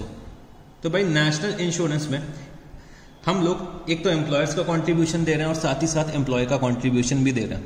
तो जो भी एम्प्लॉयर्स का कॉन्ट्रीब्यूशन होगा वो बच्चे सैलरी का पार्ट होता है, बट एम्प्लॉय का जो कॉन्ट्रीब्यूशन होता है बच्चे वो अपने जेब से दे रहा है, जो भी उसकी सैलरी है उसमें से दे रहा है। तो एम्प्लॉय का कॉन्ट्रीब्यूशन जो होगा वो बच्चे हमें नेशनल इंश्योरेंस के बैलेंस में से लेस करना पड़ेगा। और साथ ही साथ जो कोई भी हम लोग एम्प्लॉयज का नेशनल इंश्योरेंस पे कर रहे हैं, मतलब एज एन एम्प्लॉयर अगर हम लोग एम्प्लॉयर्स कॉन्ट्रीब्यूशन दे रहे हैं नेशनल इंश्योरेंस पे, तो वो बच्चे हमारे वेजेस का पार्ट बनेगा। तो ऐसा कुछ यहाँ पे दे रखा है कि wages are shown net after deducting the above employees contribution. तो भाई हमें इसमें क्या करना पड़ेगा, इसमें एम्प्लॉय का कंट्रीब्यूशन भी ऐड करना पड़ेगा, एम्प्लॉयर्स का कंट्रीब्यूशन भी ऐड करना पड़ेगा। क्योंकि भाई हम लोग क्या करते हैं, देखो एम्प्लॉयज तो कभी भी अपना कंट्रीब्यूशन पे नहीं करेंगे, तो एम्प्लॉयज की सैलरी से हम लोग लेस कर देते हैं एम्प्लॉयज का कंट्रीब्यूशन, मतलब उनकी सैलरी में दिखाएंगे, फिर हम लोग उनको काट के पैसे देते हैं। जैसे कि फॉर एग्जाम्पल अगर मैं लेता हूं, समझने की यहाँ पे कोशिश करना, मैं यहाँ पे एक छोटा सा वर्किंग नोट ले लेता हूं, समझने की कोशिश करना। अगर एम्प्लॉय की सैलरी फॉर एग्जाम्पल 10,000 रुपीज है, ठीक, 10,000 रुपीज की सैलरी है एम्प्लॉय की हमारे, और बच्चे 500 रुपीज उसका एम्प्लॉय कॉन्ट्रीब्यूशन है, और बच्चे 500 रुपीज एम्प्लॉयर कॉन्ट्रीब्यूशन है। 500 रुपीज एम्प्लॉयर कॉन्ट्रीब्यूशन है और 500 रुपीज एम्प्लॉयर कॉन्ट्रीब्यूशन है, तो 11,000 उसकी सैलरी बनी। अब बच्चे जो ये 11,000 रुपीज हो गया है, ठीक है जी, तो 11,000 रुपीज में से मैं 10,000 रुपीज एम्प्लॉयज को पे करूंगा, और बच्चे ये जो 500 प्लस 500 रुपीज हो जाएगा मतलब 1,000 रुपीज, ये बच्चे मैं गवर्नमेंट को पे कर दूंगा। मतलब एम्प्लॉय की सैलरी यहाँ पे टोटल कितनी बनेगी 11,000 रुपीज जो ये सैलरी बनेगी, बट अल्टीमेटली एम्प्लॉय को रिसीव कितना होगा 10,000 रुपीज, 1,000 रुपीज बच्चे गवर्नमेंट को मिलेगा। तो 1,000 रुपीज की अगर मैं बात करूं तो इसमें से 500 रुपीज एम्प्लॉयज कॉन्ट्रीब्यूशन होगा और 500 रुपीज एम्प्लॉयज कॉन्ट्रीब्यूशन होगा। तो बच्चे हम लोग क्या करते हैं, यहाँ पे एम्प्लॉय और एम्प्लॉयर दोनों की कॉन्ट्रीब्यूशन को हम लोग यहाँ पे ग्रॉस वेजेस का पार्ट बना देते हैं। इसको हम लोग क्या बोलते हैं, ग्रॉस वेजेस। तो भाई एम्प्लॉय और एम्प्लॉयर कॉन्ट्रीब्यूशन को हम लोग ग्रॉस वेजेस का पार्ट बना देंगे। फिर बच्चे अल्टीमेटली हम लोग 10,000 रुपीज ही उन्हें पे करेंगे, बट बच्चे जो ये 1,000 रुपीज है वो मेरे को गवर्नमेंट को पे करना होता है। तो जो ये 500 प्लस 500 है ये बच्चे हमारे एम्प्लॉय की सैलरी का पार्ट बन जाता है। तो यहाँ पे मेरे को 75 रुपीज ऐड करना पड़ेगा। तो मैं यहाँ पे किस नाम से ऐड करूंगा, एम्प्लॉयज कॉन्ट्रीब्यूशन। एम्प्लॉयज कॉन्ट्रीब्यूशन कितना 75 रुपीज। ये तो बच्चे हो गई एडजस्टमेंट नंबर 1। एक और एडजस्टमेंट दे रखी हुई है वेजेस में। तो एक और एडजस्टमेंट क्या दे रखी है कि some employees are housed in the building of the business, the rented value of which is ₹250 per annum. तो बच्चे मेरे बिल्डिंग में कुछ जगह खाली थी, ठीक है, जहां पे मैं अपना ऑफिस रन करता हूं, जहां पे मैं अपना बिजनेस रन करता हूं, वहां पे थोड़ी सी स्पेस अवेलेबल थी। तो मैंने अपने एम्प्लॉय से ये बोला कि भाई आप लोग यहीं पे रह लो, आप लोग यहीं पे रह लो, अगर मैं किसी और को रेंट पे दूंगा तो मेरे को 250 रुपीज मिलेगा। तो आप क्या करो, आप ले लो रेंट पे, ठीक है जी, आप ले लो रेंट पे, मैं आपको फ्री में रेंट पे दे रहा हूं। तो भाई कोई भी चीज अगर हम लोग एम्प्लॉयज को प्रोवाइड करते हैं, कोई भी बेनिफिट हम लोग अगर एम्प्लॉय को प्रोवाइड करते हैं तो बच्चे वो उसके सैलरी का पार्ट बन जाता है। तो यहां पे मेरे को ऐड करना पड़ेगा, यहां पे मेरे को ऐड करना पड़ेगा। तो भाई कोई भी बेनिफिट अगर हम एम्प्लॉय को प्रोवाइड करेंगे तो वो उनके वेजेस या सैलरीज का पार्ट बनेगा। तो इसमें मेरे को वेजेस अपनी इंक्रीज करनी पड़ेगी। तो मैंने यहां पे क्या लिखा, plus rental value. Rental value कितनी होगी 250 रुपीज। तो टोटल वेजेस अब कितनी हो जाएंगी 775 रुपीज। फिर बच्चे मेरे को कैरेज इनवर्ड भी दे रखा है, तो वो भी मेरा डायरेक्ट एक्सपेंस है। तो मैंने यहां पे लिखा 2 carriage inward. 2 carriage inward 200 rupees. 2 carriage inward 200 rupees. तो मैंने यहाँ पे कैरेज इनवर्ड को भी टिक कर लिया। तो बच्चे इतने ही आइटम्स हमको दे रखे हैं ट्रेडिंग अकाउंट से रिलेटेड। तो क्लोजिंग स्टॉक हमारे ट्रायल बैलेंस में अपेयर हो रहा है, तो बच्चे यहाँ पे तो नहीं आने वाला, मतलब हमारे ट्रेडिंग अकाउंट में तो नहीं आएगा। और जो ये परचेजेस दे रखी है वो बच्चे मेरी कौन सी परचेज होगी, एडजस्टेड परचेज होगी। तो अब मेरे को यहाँ पे ग्रॉस प्रॉफिट निकालना है। तो मैंने यहाँ पे क्या करा, ट्रेड साइड का टोटल करा, क्योंकि मेरे को लग रहा था कि क्रेडिट का टोटल ज्यादा होगा। तो यहाँ पे मैंने टोटल करा क्रेडिट साइड का, तो 369900 369900। और मैं यहाँ पे क्या लिख दूंगा, ग्रॉस प्रॉफिट। तो 2 ग्रॉस प्रॉफिट। तो ग्रॉस प्रॉफिट मेरा यहाँ पे कितना निकल के आएगा, 3,69,900 माइनस 3,49,600, 775 एंड 200 रुपीज। तो ये मेरा आ जाएगा 19325। 19325। फिर बच्चे हम लोग अपने ग्रॉस प्रॉफिट को ट्रांसफर कहां पे कर देंगे, प्रॉफिट एंड लॉस अकाउंट में। तो मैंने यहाँ पे लिखा बाय ग्रॉस प्रॉफिट 19325। 19325। तो ग्रॉस प्रॉफिट मैंने ट्रेडिंग अकाउंट से प्रॉफिट एंड लॉस अकाउंट में ट्रांसफर कर दिया। अब बच्चे चलो हम लोग देखते हैं कि क्या क्या हम लोगों को इनडायरेक्ट एक्सपेंसेस दे रखे हैं और क्या क्या हम लोगों को इनडायरेक्ट रेवेन्यूज दे रखे हैं। तो बच्चे नेशनल इंश्योरेंस दे रखा है। तो नेशनल इंश्योरेंस कितना दे रखा है, 150 रुपीज। तो नेशनल इंश्योरेंस मैंने यहां पे लिखा नेशनल इंश्योरेंस। तो नेशनल इंश्योरेंस में बच्चे 150 रुपीज में शामिल था एम्प्लॉय का कंट्रीब्यूशन भी।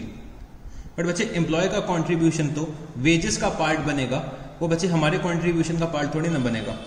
तो भाई हम लोगों ने क्या करा था, 75 रुपीज वेजेस में शामिल कर दिया था, वो मेरे को यहाँ पे लेस करना पड़ेगा। भाई मैंने कोई एडजस्टमेंट करी है तो एक जगह ऐड करूंगा तो एक जगह लेस भी तो करूंगा। एडजस्टमेंट बच्चे हमारी हमेशा दो जगह आती हैं, तो एक जगह मैंने ऐड करा है तो दूसरी जगह मेरे को लेस करना पड़ेगा। तो मैंने इसमें लेस क्या करा, एम्प्लॉयज कॉन्ट्रीब्यूशन। भाई जो मेरा कॉन्ट्रीब्यूशन होगा वो तो मैं एक्सपेंस के नाम से डेबिट कर दूंगा, बट बच्चे एम्प्लॉय का जो कॉन्ट्रीब्यूशन होगा वो बच्चे उसके वेजेस का पार्ट बनेगा। तो मैंने यहाँ पे लिखा माइनस एम्प्लॉयज कॉन्ट्रीब्यूशन, कितना 75 रुपीज। तो नेशनल इंश्योरेंस का बैलेंस कितना बचेगा 75 रुपीज। तो नेशनल इंश्योरेंस को भी मैंने यहाँ पे टिक करा।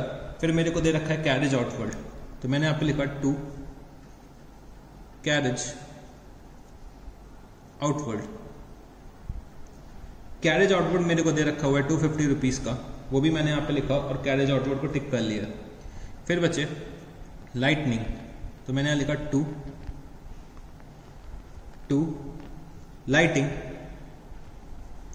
तो लाइटिंग का एक्सपेंस दे रखा है 300 रुपीज का, वो भी मैंने यहाँ पे लिख दिया। फिर बच्चे मेरे को दे रखा है रेट्स एंड इंश्योरेंस के बारे में, तो मैंने यहाँ पे लिखा 2 rates and insurance, 2 rates and insurance.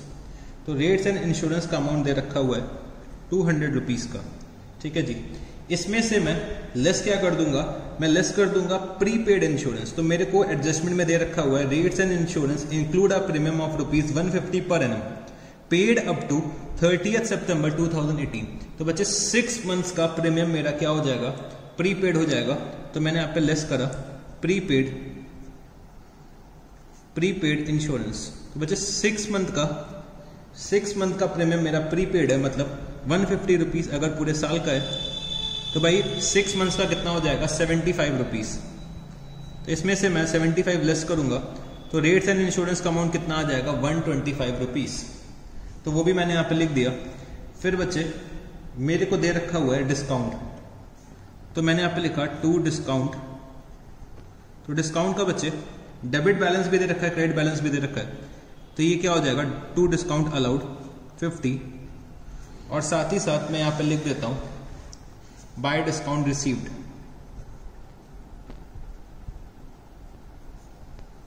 Bye discount received 300 rupees. तो डिस्काउंट भी मैंने यहां पे लिख दिया है। फिर बच्चे मेरे को दे रखा है डिविडेंड। तो डिविडेंड बच्चे हमारी इनकम होती है, क्योंकि डिविडेंड का क्रेडिट बैलेंस दे रखा है, तो बाय डिविडेंड 150 रुपीज। तो डिविडेंड की भी इनकम मैंने यहां पे लिख दी है, ठीक है जी। तो डिविडेंड को भी मैंने यहाँ पे टिक कर लिया है। तो चलो अब हम लोग एडजस्टमेंट्स में आते हैं। तो बच्चे हम लोगों ने प्रीमियम का एडजस्टमेंट कर लिया है, national insurance include employees contribution, उसका भी एडजस्टमेंट हम लोग कर चुके हैं। फिर ये दे रखा हुआ है कि some employees are house in the building of the business the rented value of which is ₹250 per annum. तो बच्चे हम लोगों ने क्या करा, अपने बिल्डिंग को रेंट पे दिया है। किसको दिया है, अपने एम्प्लॉयज को दिया। तो भाई रेंट हो सकता है मैं कुछ उनसे पैसे रिसीव करूं, हो सकता है उनसे कुछ पैसे ना रिसीव करूं। अगर बच्चे हम लोग उनसे किसी भी तरीके का पेमेंट नहीं रिसीव करते हैं तो वो हमारे वेजेस का पार्ट बन जाता है। तो भाई वेजेस का पार्ट तो हम लोग बना चुके हैं, बट बच्चे मेरे को अपनी इनकम भी तो रिकॉग्नाइज करनी पड़ेगी। तो भाई 250 रुपीज मेरे को किसी और से रिसीव होता, इससे अच्छा मेरे को किससे रिसीव हो रहा है, अपने एम्प्लॉय से रिसीव हो रहा है। बट एक्चुअली में हम लोगों ने उनको फ्री में अलाउ कर दिया रहने के लिए, तो उसको मैंने क्या करा, एक जगह अपना एक्सपेंस शो करा और एक जगह अपनी इनकम शो कर दूंगा। तो भाई एक जगह मैं प्लस कर रहा हूँ, एक जगह मैं यहाँ पे क्रेडिट साइड, मतलब एक जगह मैं डेबिट कर रहा हूँ तो दूसरी जगह मैं यहाँ पे क्रेडिट साइड पे लिख रहा हूँ। तो मेरे को हर एडजस्टमेंट का एक डेबिट का इफेक्ट दिखाना पड़ता है और उसका करस्पॉन्डिंग इफेक्ट क्रेडिट साइड पे दिखाना पड़ता है। तो मैंने यहाँ पे क्या लिखा, by rental value of building कितना 250 रुपीज, वो मैंने यहां पे लिख दिया। तो बच्चे ये एडजस्टमेंट भी हम लोग कंप्लीट कर चुके हैं। फिर दे रखा है कि sales as shown in the trial balance includes the sale of old furniture realizing ₹100. The book value of the furniture was ₹150 at the commencement and the rate of depreciation on this asset has all along been 20% per annum. तो बच्चे asset की book value जो दे रखी हुई है वो है 150 rupees. तो बुक वैल्यू जो मेरे को दे रखी है 150 रुपीज है, तो इसमें मेरे को डेप्रिसिएशन चार्ज करना पड़ेगा eight the rate of 20% per annum. तो मैं इसमें डेप्रिसिएशन चार्ज करूंगा कब तक, ऑन सितंबर 2017, तो मतलब सितंबर में सेल करा है तो मेरे को 6 मंथ्स का डिप्रिसिएशन चार्ज करना पड़ेगा। तो मेरे को सितंबर की वैल्यू निकालनी पड़ेगी कि भाई सितंबर को मेरी बुक वैल्यू क्या होगी फर्नीचर की, तो वो मेरे को निकालनी पड़ेगी। और मेरे को सेल वैल्यू पता है तो मैं लॉस या प्रॉफिट कंप्यूट कर लूंगा। तो चलो यहां पे हम लोग कैलकुलेट करते हैं। तो मैंने यहां पे लिखा कैलकुलेशन ऑफ डेप्रिसिएशन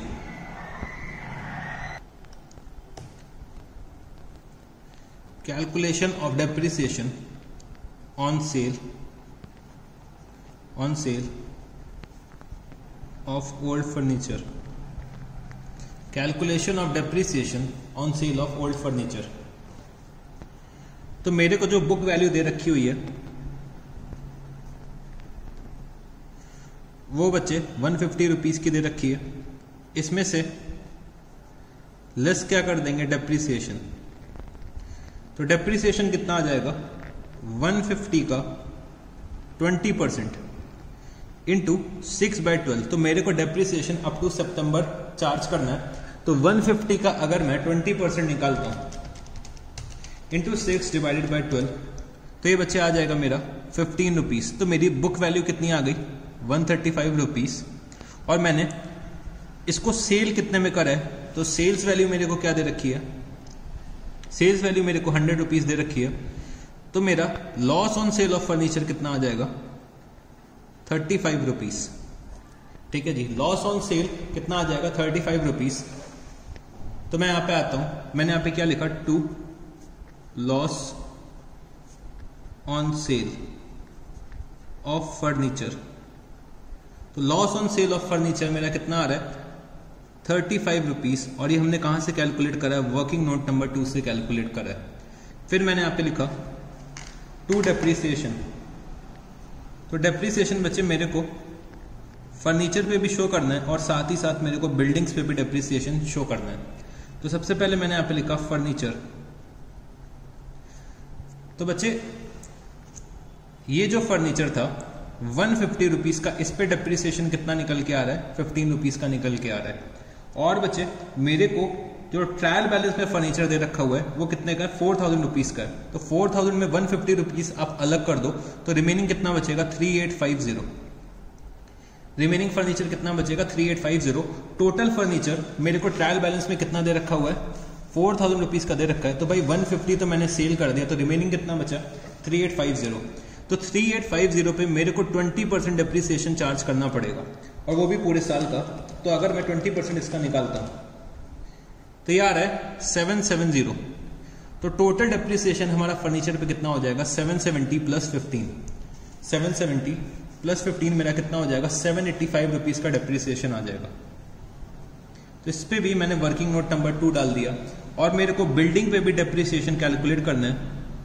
तो भाई एडजस्टमेंट में दे रखा है कि डेप्रिशिएट बिल्डिंग बाय 5%। तो बिल्डिंग की वैल्यू दे रखी है 15,000 रुपीज। तो 15,000 का अगर मैं 5% निकालता हूं तो ये कितना आ जाएगा 750 रुपीज। तो टोटल डेप्रिसिएशन मेरा कितना हो जाएगा 1535। टोटल डेप्रिसिएशन मेरा हो जाएगा 1535। फिर बच्चे मेरे को एडजस्टमेंट दे रखी है कि the manager is entitled to get a commission of 10% of the net profit after charging his commission. तो चलो पहले हम लोग net profit before commission calculate करते हैं। तो मैंने यहां पे लिखा to managers commission, to managers commission. तो मेरे को मैनेजर का कमीशन कैलकुलेट करना है और इसके बाद मैं यहां पे नेट प्रॉफिट लिख दूंगा। तो मैनेजर के कमीशन के लिए बच्चे मेरे को नेट प्रॉफिट बिफोर कमीशन चाहिए। नेट प्रॉफिट बिफोर कमीशन चाहिए for the purpose of calculation of managers commission. तो चलो net profit before commission calculate करते हैं। तो मैं अपने क्रेडिट साइड के जितने भी आइटम्स दे रखे हैं उसका टोटल करूंगा। तो ये आ रहा है 19325 प्लस 300 प्लस 150 प्लस 250। तो 20,025 रुपीज माइनस 75 250 300 125 50 35 1535। तो मेरा नेट प्रॉफिट बिफोर कमीशन आ रहा है 17655। ठीक है जी, 17655 आ रहा है मेरा नेट प्रॉफिट बिफोर कमीशन। तो बच्चे यहाँ पे मेरे पास जगह नहीं बची है, तो मैं इसका कैलकुलेशन भी वर्किंग नोट पे कर लेता हूँ। तो मैंने यहाँ पे लिखा calculation of managers commission, calculation of managers commission. तो नेट प्रॉफिट बिफोर कमीशन कितना आ रहा है? तो नेट प्रॉफिट बिफोर कमीशन 17655, ठीक है जी, 17655। तो मेरे को यहां पे कमीशन कैलकुलेट करना है, तो कमीशन इज इक्वल टू 17655। तो बच्चे मेरे को जो कमीशन प्रोवाइड करना है वो नेट प्रॉफिट में करना है आफ्टर चार्जिंग हिज कमीशन। तो मतलब 10 डिवाइडेड बाय 100 प्लस रेट, मतलब 110। तो मेरा कमीशन यहां पे निकल के आएगा, तो 17655 डिवाइडेड बाय 11, तो कमीशन आ रहा है मेरा 1605। कमीशन कितना आ रहा है? 1605। तो मैं यहां पे लिख दूंगा, मैं यहां पे क्या लिखूंगा? 1605 और वर्किंग नोट नंबर 3। तो मेरा अब नेट प्रॉफिट कितना बचेगा? तो भाई 17655 में से अगर मैं लेस करता हूं 1605, तो ये हो जाएगा 16050। तो बच्चे इसका 10% अगर आप निकालोगे तो 1605 भी आएगा, ठीक है जी। तो हम लोगों ने यहाँ पे trading and profit and loss account तो बना लिया, अब मेरे को बैलेंस शीट बनानी है। तो चलो बैलेंस शीट फटाफट से हम लोग बनाते हैं क्विकली। तो बैलेंस शीट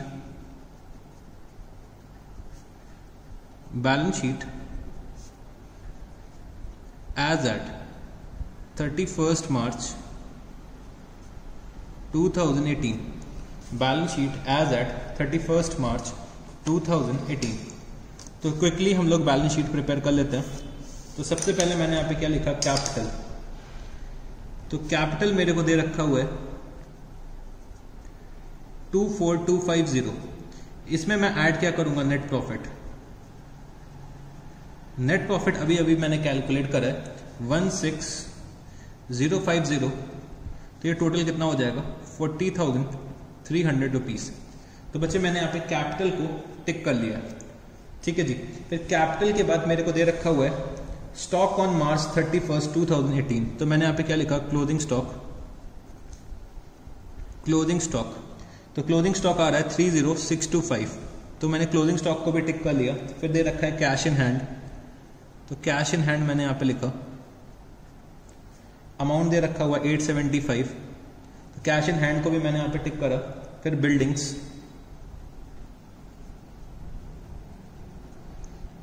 का अमाउंट दे रखा हुआ है 15,000, और इसमें मैं लेस क्या कर दूंगा? डेप्रिसिएशन कितना आ रहा था? 750 रुपीज। तो ये कितना हो जाएगा? 14250। तो बिल्डिंग्स को भी मैंने यहाँ पर टिक करा। फिर बच्चे डेटर्स मेरे को दे रखे हुए हैं। तो डेटर्स का अमाउंट है 3000 रुपीज और क्रेडिटर्स का अमाउंट है 10,000 रुपीज। तो वो भी मैंने यहाँ पे लिख दिए। फिर बच्चे डेटर्स एंड क्रेडिटर्स के बाद फर्नीचर। तो मैंने यहाँ पे लिखा फर्नीचर। तो फर्नीचर की वैल्यू बच्चे 4000 रुपीज है। इसमें से मैं लेस क्या कर दूंगा? सेल। तो सेल मैंने कितने की करी है? सेल बच्चे मैंने 150 बुक वैल्यू वाले फर्नीचर की करी है। तो मैं यहां से लेस कितना करूंगा? -150 बच्चे बुक वैल्यू कितनी थी फर्नीचर की? 150 रुपीज थी। फिर 150 रुपीज से मैंने क्या करा था? फर्नीचर की वैल्यू कैलकुलेट करी थी सितंबर की, मतलब जिस मंथ पे मैंने सेल करा था उस महीने की मैंने बुक वैल्यू कैलकुलेट करी थी। तो भाई एक्चुअली में बुक वैल्यू कितनी थी? 150। तो वो मेरे को फर्नीचर की वैल्यू से लेस करनी पड़ेगी। तो ये आ जाएगा 3850। 3850 में मैं डेप्रिसिएशन लेस कर दूंगा। तो भाई 3850 का मैंने डेप्रिसिएशन भी अलग से कैलकुलेट करा था, वो आ रहा था 770 रुपीज। तो 3850 माइनस 770, तो ये हो जाएगा 3080। तो बच्चे हम लोगों ने यहाँ पे फर्नीचर लिख लिया है और फर्नीचर को भी मैंने यहाँ पे टिक कर दिया। फिर अब हम लोग आते हैं एडजस्टमेंट्स में। तो एडजस्टमेंट्स में सबसे पहले मेरे को दे रखा है प्रीपेड इंश्योरेंस 75 रुपीज।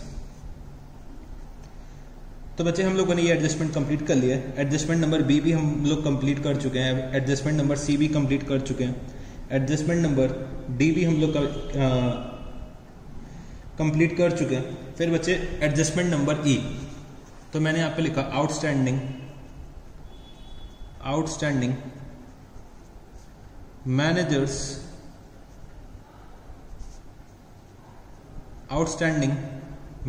कमीशन।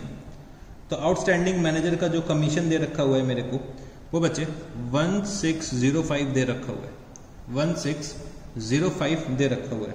तो बच्चे हम लोगों ने यहाँ पे अपने सारे एडजस्टमेंट्स भी लिख लिए। तो चलो अब हम लोग टोटल करते हैं। तो भाई यहाँ पे जो मेरा लाइबिलिटीज का टोटल आएगा, लाइबिलिटीज का जो टोटल आएगा वो आएगा बच्चे 51905। और बच्चे जो मेरे एसेट साइड का टोटल आएगा, तो चलो एसेट का भी टोटल हम लोग फटाफट से करते हैं। तो एसेट का मेरा टोटल आ रहा है 51905। तो बच्चे अगर हम लोग सब कुछ सही से करेंगे तो हमारा हमेशा बैलेंस शीट का टोटल जो होगा वो बच्चे टैली कर जाएगा। तो बच्चे हम लोगों ने यहाँ पे final accounts of non manufacturing entities complete कर लिए। तो भाई नॉन मैन्युफैक्चरिंग एंटिटीज में अब मेरे पास पढ़ाने के लिए भी कुछ नहीं है, और मैंने आपको सफिशिएंट क्वेश्चंस की प्रैक्टिस भी करवा दी है। मैंने आपको बहुत सारे क्वेश्चंस भी प्रैक्टिस करवा दिए हैं कि भाई आप लोगों को कैसे क्वेश्चंस को सॉल्व करना है। वैरायटी ऑफ एडजस्टमेंट्स भी हम लोगों ने कवर कर लिए है। तो भाई हमारा final accounts of non manufacturing entities यहाँ पे कंप्लीट हो चुका है। तो जो मेरे रिमेनिंग क्वेश्चंस रह गए वो बच्चे आपको होमवर्क में करने हैं। तो होमवर्क आप लोग यहाँ पे नोट करिएगा। Homework question number 41 and 42। तो बच्चे सिर्फ 2 क्वेश्चंस बचे रह गए, वो आपको होमवर्क में सॉल्व करने हैं, क्वेश्चन नंबर 41 एंड 42। तो यहाँ पे बच्चे हम लोगों का final accounts of non manufacturing entities खत्म होता है। तो नॉन मैन्युफैक्चरिंग एंटिटीज में बच्चे हम लोगों ने सीखा ट्रेडिंग अकाउंट कैसे बनाते हैं, प्रॉफिट एंड लॉस अकाउंट कैसे बनाते हैं, बैलेंस शीट कैसे बनाते हैं। और बच्चे हम लोगों ने वैरायटी ऑफ एडजस्टमेंट्स भी कवर करने की कोशिश करी कि भाई अगर एडजस्टमेंट्स दे रखे हैं क्वेश्चंस में तो हम लोगों को एडजस्टमेंट्स कैसे करने हैं, कैसे मेरे को उसका डेबिट साइड में इफेक्ट दिखाना है और कैसे उसका करस्पॉन्डिंग क्रेडिट साइड में इफेक्ट दिखाना है। ये सब बातें हम लोगों ने इस चैप्टर में कर ली हैं। तो ये चैप्टर बच्चे हमारा यहाँ पे खत्म होने को आ चुका है। तो अब मैं इस चैप्टर को यहीं पे एंड करना चाहता हूँ। तो इस क्वेश्चन को बहुत अच्छे से रिवाइज करना, मतलब इस चैप्टर को बहुत अच्छे से रिवाइज करना, क्योंकि ये जो चैप्टर होता है बच्चे वो आपके एग्जाम के पॉइंट ऑफ व्यू से बहुत ज्यादा इंपॉर्टेंट होता है। आपके एग्जाम में इस चैप्टर से एक क्वेश्चन तो जरूर से आएगा, और बच्चे इसका वेटेज भी अच्छा खासा होता है, 10 से 20 मार्क्स कैरी करता है। तो इस चैप्टर को हम लोग लाइटली भी नहीं ले सकते, और सफिशिएंट प्रैक्टिस भी मेरे को करनी है कि भाई एग्जाम में हम लोग क्विकली क्वेश्चन सॉल्व कर लें। और मेरे को कोशिश करनी है कि मेरे को जो क्वेश्चन सॉल्व करना है वो बच्चे 15 से 20 मिनट्स के अंदर क्वेश्चन सॉल्व करना है।